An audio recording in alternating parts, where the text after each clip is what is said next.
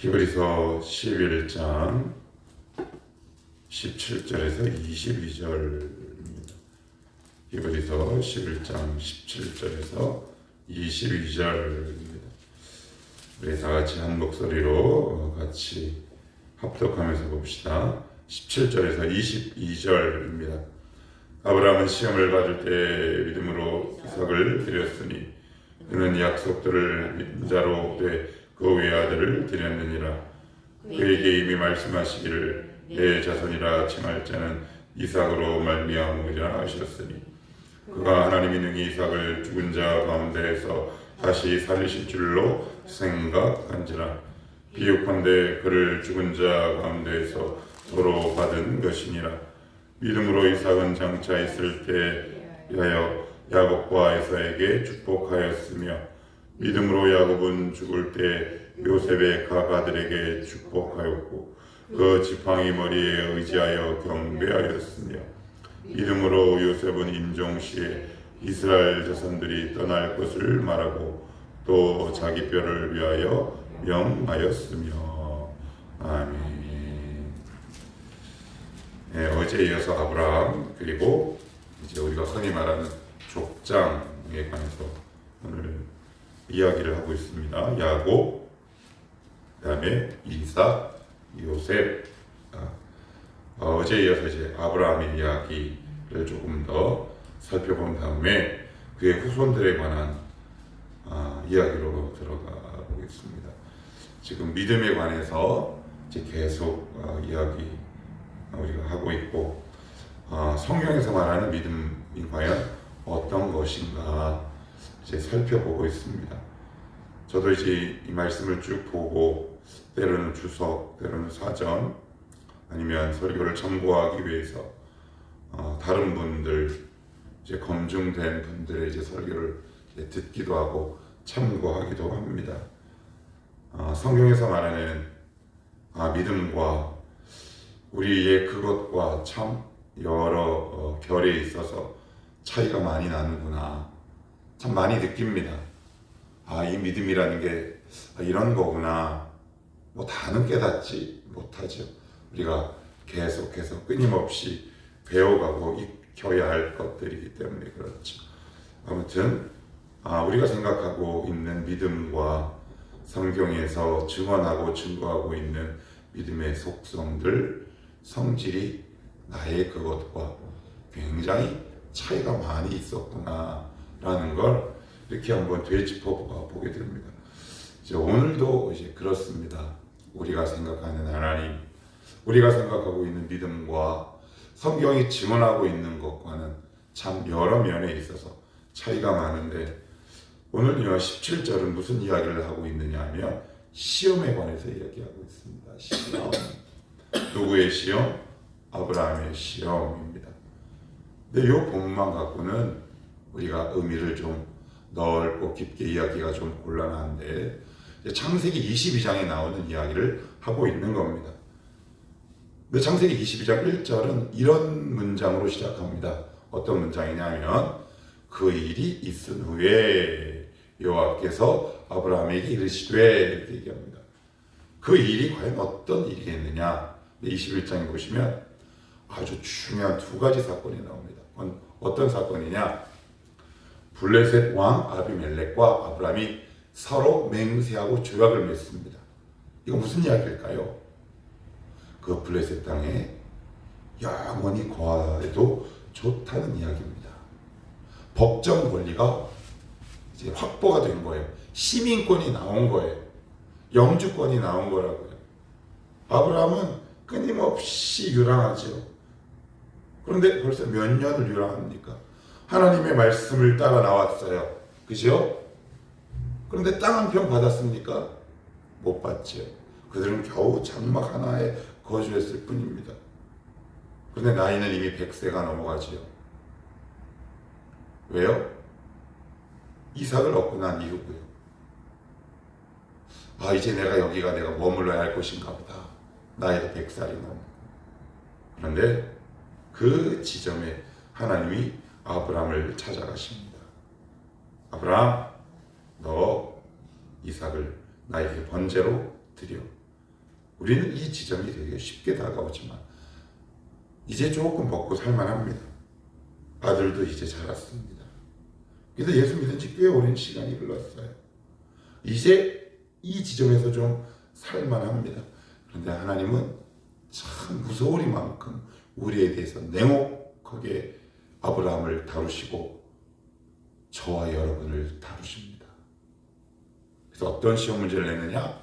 풀지 못할 시험 문제를 냅니다. 하나님, 저 스카이 갈 실력이 되지 않습니다. 저는 서울대 법대 정도밖에 갈 수 없는 실력입니다. 서울에서 제법 먼 대학밖에 못 갑니다. 우스갯소리로.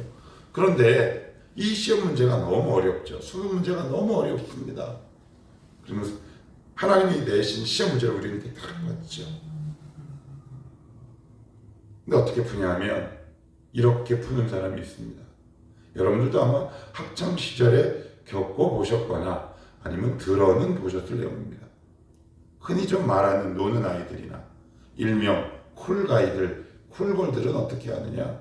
시험지를 이렇게 탁 보자마자 엎어놓고 자거나 아니면 어떤 친구들은 3333 찍거나 어떤 사람은 아무것도 쓰지 않고 시험지를 받자마자 시험 감독관에게 탁 제출하고 나가버립니다. 되게 쿨합니다. 그리고 어떤 사람은 이런 사람이 있습니다. 그 시험 문제를 팍팍 짚는 사람이 있습니다. 또 어떤 사람은 이런 사람이 있습니다. 여러분들 아마 보셨을 겁니다. 시험을 잘 보지도 않아요. 그런데 그냥 그 자리에 앉아 있습니다. 그래서 끙끙거려요. 끙끙거립니다. 지우개로 지웠다가 다시 썼다가 지웠다가 다시 썼다가. 그래서 시험지가 얼룩얼룩합니다. 그런데 막상 시간이 다 되도록 문제를 다 풀지 못합니다. 하나님이 요구하시는 답이 바로 이겁니다. 여러분, 하나님은 쿨한 거 좋아하지 않으십니다. 여러분들 끙끙거리셔야 합니다. 끙끙거리셔야 돼요. 신앙생활은 때로는 끙끙거리는 겁니다. 이거 뭐지? 이거 뭘까? 쿨하게 그 문제 안으로 들어가지도 않고 시험지를 턱 하고 내고 나가버리거나 시험지를 이렇게 쫙쫙 찝는 행동을 절대 하지 않으셔야 합니다. 그게 얼마나 나를 향해 어리석고 그것이 무섭고 아픈 일인가 하나님은 우리의 인생을 통해 깨닫게 하십니다. 그러면 왜 하나님은 내가 풀 수 없을 만 문제 같은 문제를 허락하시냐? 아니요. 처음에는 그 문제를 딱 보면 이걸 어떻게 풀어 싶습니다. 그런데 여러분 끙끙거려 보십시오. 하나님 이거 어떻게 풀어요? 이거 어떻게 풀어요?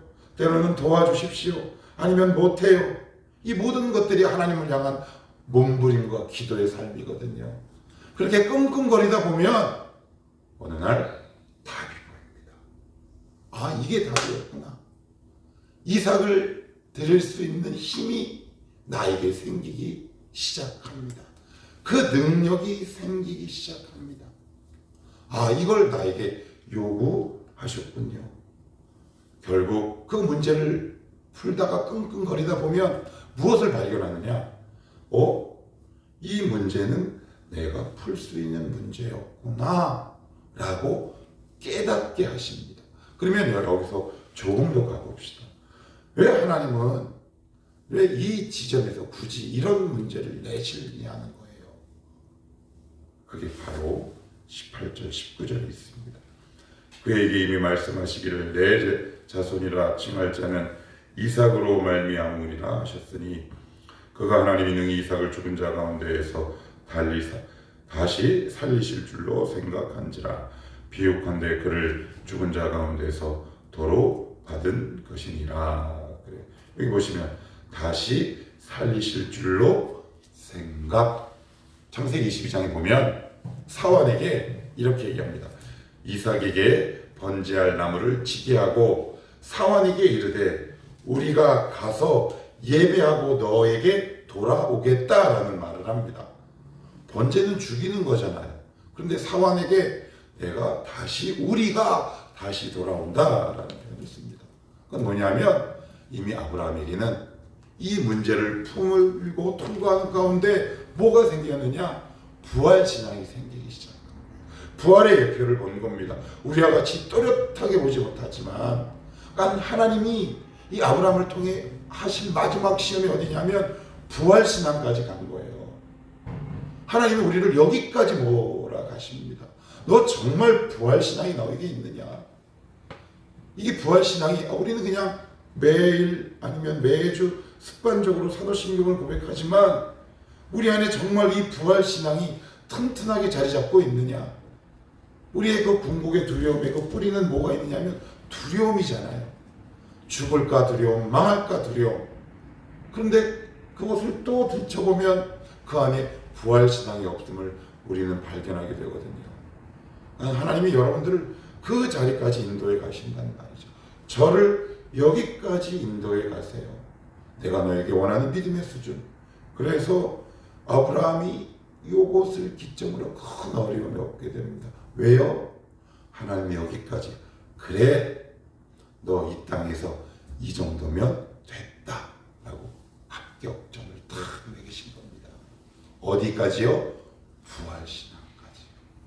그러면 구체적으로 이게 부활신앙이 뭘까?